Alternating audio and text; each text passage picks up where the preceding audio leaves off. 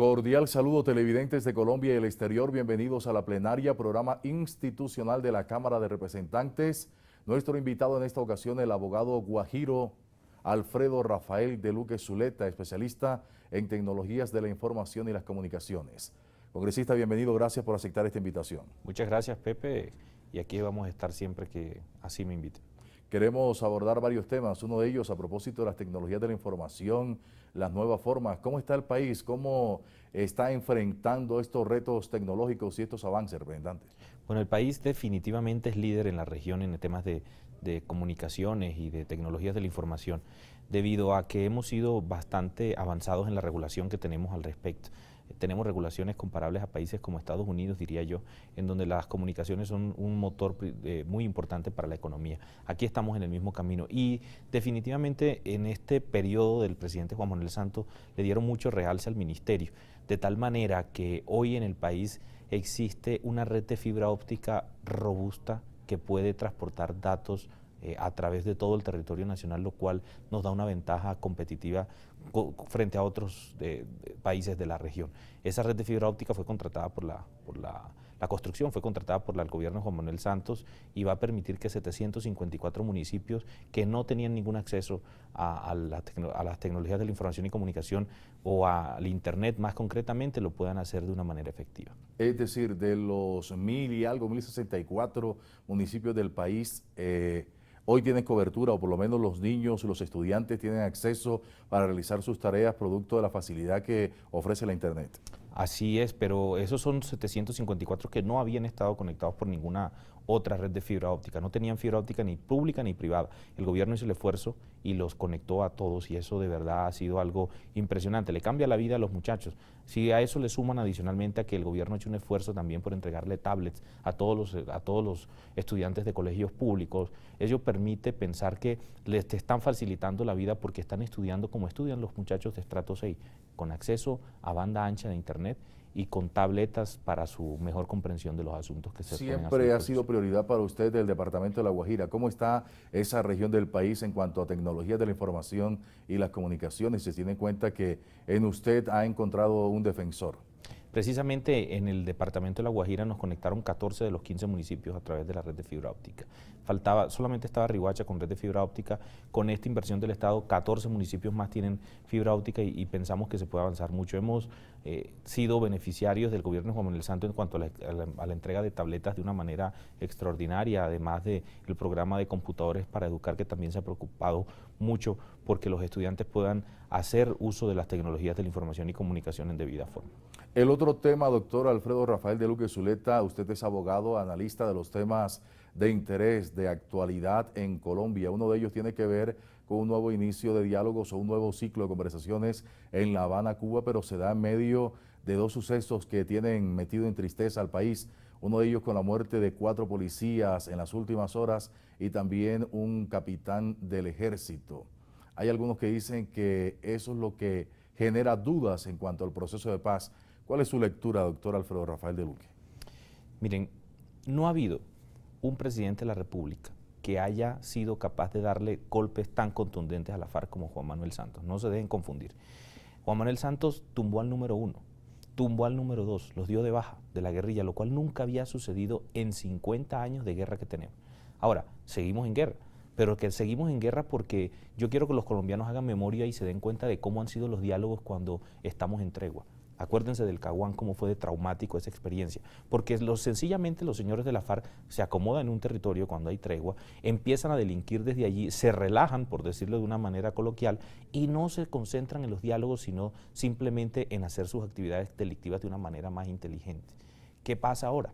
Estamos en un medio de una negociación a la cual ellos se vieron abocados, es decir, se vieron obligados a estar debido a la presión constante del Ejército Nacional, a quien de verdad quiero felicitar porque han hecho su labor de manera gloriosa e incansable en favor de todos nosotros.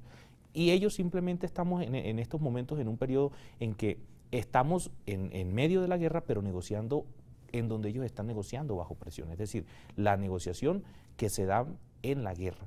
es una negociación que puede dar unos frutos mucho más rápidos cuando tenemos esa ofensiva militar que tenemos en estos momentos contra la FARC. La FARC no están apoderándose del país. La FARC no son el enemigo que digamos era hace algunos años. La FARC ha venido siendo debilitada desde hace muchos años y con los golpes contundentes que le ha dado el gobierno de Juan Manuel Santos. Eso indica que tuvieron que sentarse a una mesa de negociación y esa sentada durante un proceso de guerra va a hacer que la paz se haga de una manera más confiable. No nos podemos dejar engañar. Cuando han habido procesos de paz con la guerrilla acomodada, sentada, tranquila, sin la presión del ejército, han sido unos procesos de paz desastrosos para el país. En las últimas horas han levantado ya algunas voces que exigen el cese de ese diálogo que se cumple en La Habana, Cuba. Dicen que no tiene voluntad la guerrilla de las FARC para continuar. ¿Usted está de acuerdo en que se levante o que persistan en esa negociación? El diálogo debe persistir, así como la ofensiva militar del gobierno. El diálogo es una alternativa absolutamente necesaria para que la paz en nuestro país sea una realidad. No podemos dejarnos engañar de los enemigos de la paz, que han venido haciendo desde hace ya casi 4 años una constante crítica sin verdad, una crítica absolutamente basada en hechos falsos sobre el actual gobierno de Juan Manuel Santos y su política de paz. Es que cuando tú eres guerrerista o cuando tu única posibilidad de hacer política es basado sobre la guerra, es decir, yo soy el que derroto, yo soy el de la guerra, yo soy el que puedo lograr la victoria militar en un conflicto de 50 años, si a ti te quitan la guerra, es decir, si no hay guerra, ¿con qué haces política? Si nunca has hecho política con otra cosa sino con la guerra. Entonces lo que tenemos nosotros que tener claro, absolutamente claro, es que la paz no se hace con los amigos. La paz se hace con los enemigos. Y cuando estamos dentro de un conflicto se presentan hechos lamentables como el de los 4 policías, pero también se presentan hechos gloriosos para nuestro ejército y para los policías colombianos. Y lo que nosotros queremos al final, apoyando este proceso de paz del gobierno de Juan Manuel Santos, es precisamente que no haya ni lo uno ni lo otro, que no haya ninguna muerte por conflicto armado en el país, que eso es lo que nosotros le tenemos que apuntar.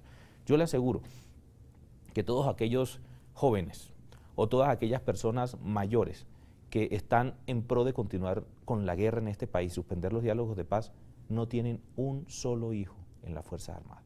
Y le aseguro que muchos de ellos fueron quienes propiciaron que sus hijos salieran de prestar el servicio militar o ni siquiera se presentaran a prestar el servicio militar por miedo a que los hijos sean heridos en combate o sean dados de baja lamentablemente en combate. Le aseguro que las madres de los policías y soldados que tienen que sufrir todos los días porque esos policías y soldados vayan al monte a luchar por nuestra patria, estarán muy contentas el día que les digan que sus soldados y sus policías salen a proteger a la patria, pero sin correr el riesgo de tener que defendernos dentro de un conflicto armado.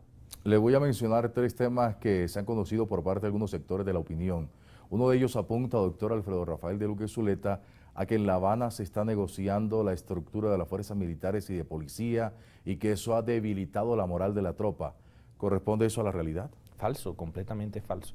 Solamente eso es una estrategia política y militar bastante antigua, de 3.000 años atrás.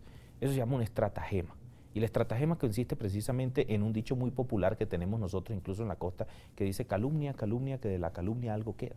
Entonces tú te basas simplemente en la mentira y en seguir diciendo mentiras y en hablar mentiras todo el día. Y cuando tienes tú que defenderte ante las mentiras, pues te toca dar una explicación sobre un hecho que ya ha recorrido todo el país o ha recorrido gran parte del planeta a través de redes sociales, pero que cuando tú tienes el efecto de reversarlo no es el mismo de cuando lo lanzaron. Y cuando tú duras 3 o 4 años en la misma tarea de desprestigio a través de esta estrategia, pues simplemente logras unos resultados que pueden ser bastante cuestionados desde el punto de vista ético, pero que definitivamente no son ciertos en la realidad. Aquí al gobierno, a la guerrilla no se le ha entregado nada, a la guerrilla no se le ha entregado territorio, con la guerrilla no se está negociando el modelo de Estado colombiano, con la guerrilla no se pensó en cambiar el modelo de propiedad de la tierra de Colombia. Con la guerrilla sencillamente no se le están entregando, por ejemplo, curules directas a los congresistas de la guerrilla, si llegan a existir, como muchos por ahí los mencionan. Nosotros aquí en el Congreso de la República, mediante una ley de la República, valga la redundancia, prohibimos tajantemente que quienes hayan cometido delitos de lesa humanidad puedan aspirar a cargos de elección popular, y lo hicimos hace poco, precisamente en una de estas discusiones sobre el marco jurídico para la paz. En la guerrilla con nosotros tampoco va a tener la garantía de que no tengan justicia. Es que hay dos cosas muy diferentes, Pepe. Una cosa es que aquí haya justicia, haya verdad y haya reparación. Y otra cosa es que aquí en el país haya venganza. Y hay muchos que quieren es vengarse de la guerrilla. Y le aseguro que muchos de los que quieren vengarse de la guerrilla van a misa, leen la Biblia, se dan cuenta de los principios cristianos, pero cuando salen de ahí piden venganza, piden sangre, tienen sed de venganza y de sangre. Y yo, que también en cierto modo he sido afectado por la guerrilla, en varias oportunidades, estoy consciente que uno tiene que tener claro que debe existir una justicia, es decir, tiene que operar una justicia transicional como operan en todos los estados que han estado en guerra. Tiene que haber absolutamente una reparación de las víctimas, tiene que haber además una verdad sobre cómo sucedieron los hechos, tiene que haber también entonces una reconciliación. Y en esa reconciliación hay una palabra muy importante que es el perdón, que muchas personas les da miedo hablar de ella, pero a mí me parece interesante que empecemos a hablar de ese tema, porque tenemos que aprender también a perdonar a nuestros semejantes si como cristianos queremos comportarnos.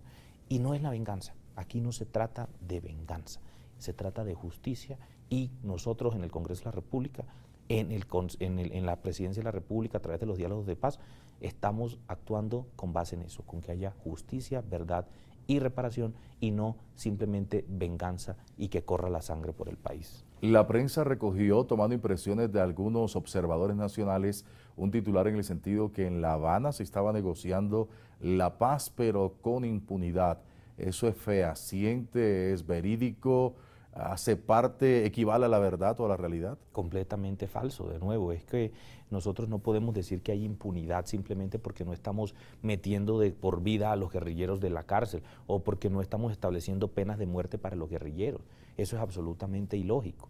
Lo que estamos nosotros haciendo es un proceso de paz con unos principios claros y establecidos que no es ajeno a las realidades mundiales. Cuando se han negociado procesos de paz en el resto del mundo, similares al de Colombia, se hacen sobre unos marcos jurídicos transicionales, una justicia transicional que busca principalmente tener como eje fundamental a las víctimas del conflicto, no la venganza. Aquí hay quienes, los enemigos de la paz son los que se quieren vengar de la guerrilla.